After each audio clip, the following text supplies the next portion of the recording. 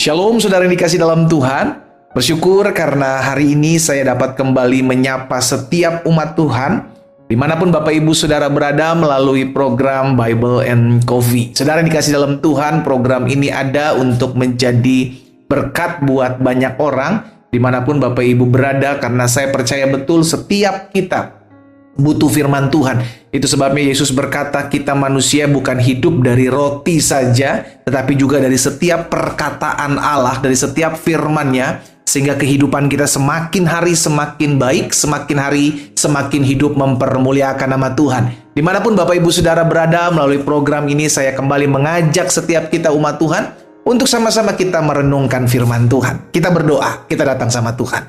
Bapak, terima kasih buat hari yang dahsyat, hari yang luar biasa, hari di mana Tuhan jadikan segala sesuatunya baik, dahsyat, dan luar biasa dalam kehidupan kami. Kami bersyukur karena kami tahu setiap hari kami dipelihara oleh Tuhan, setiap hari kami ditolong Tuhan. Dalam setiap situasi, dalam setiap keadaan kami tahu Tuhan pembela kami. Itu sebabnya biarlah kami tetap terus tertanam dalam firman-Mu, sehingga hidup dan iman percaya kami tetap terarah kepada Tuhan. Saat yang indah ini juga kami akan kembali merenungkan firman-Mu. Roh Kudus, sampaikan sesuatu bagi kami, urapi kami dengan roh hikmat dan wahyu, sehingga kami mengerti akan kebenaran yang memerdekakan kami. Di dalam nama Yesus Kristus Tuhan kami berdoa. Haleluya. Amin, amin, amin. Puji Tuhan. Saudara yang dikasih dalam Tuhan, suatu kali pemazmur pernah menyatakan dalam kekalutannya, dalam tekanan hidup, dalam masalah yang dia hadapi, dia berkata seperti ini dalam Mazmur 116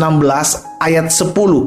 Aku percaya sekalipun aku berkata, aku ini sangat tertindas. Saudara perhatikan perkataan Mazmur. Pemazmur ini bilang dari mulutnya, aku sangat tertindas. Dari ucapanku, dari perkataanku, dari apa yang aku rasakan, aku ini sangat tertindas. Tetapi di sisi lain dia bilang, aku percaya. Saudara yang dikasih dalam Tuhan, pemazmur mengajarkan kepada setiap kita seringkali dalam segala tekanan hidup, dalam segala situasi, dalam segala keadaan susah yang kita hadapi, kita benar perkataan kita, mulut kita bilang, Tuhan aku udah gak kuat, Tuhan aku udah capek, Tuhan aku udah gak sanggup menghadapi segala situasi dan keadaan ini. Tetapi pemazmur mengajarkan bahwa tetaplah percaya. Ini maksudnya, apapun keadaan setiap kita, jangan pernah kehilangan pengharapan. Sama-sama bilang sama saya nggak boleh kehilangan pengharapan. Amin, saudara. Apapun situasi itu, bahkan tertindas sekalipun, pergumulan tekanan hidup menimpa hidup kita, tetaplah berharap. Itu sebabnya orang yang tetap hidup dalam pengharapan, dia akan tetap bisa percaya sekalipun yang dia lihat itu keadaannya susah. Sekalipun yang dia alami, yang dia hadapi bukan keadaan yang sedang baik-baik saja. Itu sebabnya mulut mungkin bisa berkata, Tuhan aku udah gak kuat, Tuhan aku udah gak sanggup, tapi aku tetap percaya Tuhan masih ada buat hidupku. Tuhan aku udah gak tahu bagaimana menghadapi suamiku, Tuhan aku udah gak ngerti bagaimana menghadapi anak-anakku, menghadapi istriku, tapi aku percaya Tuhan sanggup mengubahkan hidup seseorang. That is faith. Itulah iman. Dan iman itulah yang memampukan kita untuk tetap terus berharap. Saudara yang dikasih dalam Tuhan, Ibrani pasal 11 jelas ayat pertama katakan, iman adalah dasar dari segala sesuatu yang kita harapkan. Seorang yang memiliki iman akan tetap terus berharap dan akan tetap terus percaya dalam segala situasi, dalam segala keadaan. Di dalam Mazmur 56 ayat yang keempat, masih sama, pemazmur bilang begini, waktu aku takut. Kalau tadi aku sangat tertindas, namun aku percaya. Kalau dalam Mazmur 56 ayat 4, pemazmur bilang begini, waktu aku takut, aku ini percaya kepadamu. Dahsyat, saudara. Jadi keadaan apapun yang dialami oleh pemazmur pada saat itu, baik ketika dia sedang tertindas keadaan hidupnya, maupun sedang mengalami ketakutan dalam hidupnya, dia tetap percaya. Nah, bagaimana dengan kita? Apakah kita tetap masih percaya sedang dikasih dalam Tuhan ketika keadaan-keadaan sukar menimpa hidup kita? Atau kita sudah mulai menyerah sambil berkata, kita bilang, aduh Tuhan, saya udah capek ikut Tuhan lah, udahlah nyerah aja lah. Saudara dikasih dalam Tuhan, kenapa kita harus tetap percaya dalam setiap keadaan? Yang pertama, Karena hidup kita, perhatikan, hidup kita tidak ditentukan oleh keadaan, hidup kita tidak ditentukan oleh situasi, hidup kita tidak ditentukan oleh apa kata orang tentang kita, hidup kita ditentukan oleh tangan Tuhan. Sama-sama bilang sama saya, hidup saya ada dalam tangan Tuhan. Amin. Kita milik kepunyaan Tuhan. Firman Tuhan bilang, kau terukir di telapak tanganku. Saudara yang dikasih dalam Tuhan, hidup kita ada dalam tangan Tuhan. Karena hidup kita ada dalam tangan Tuhan, berarti apapun keadaan situasi yang Tuhan sedang izinkan hari-hari ini terjadi, saya tidak bisa ditentukan oleh hal-hal seperti itu.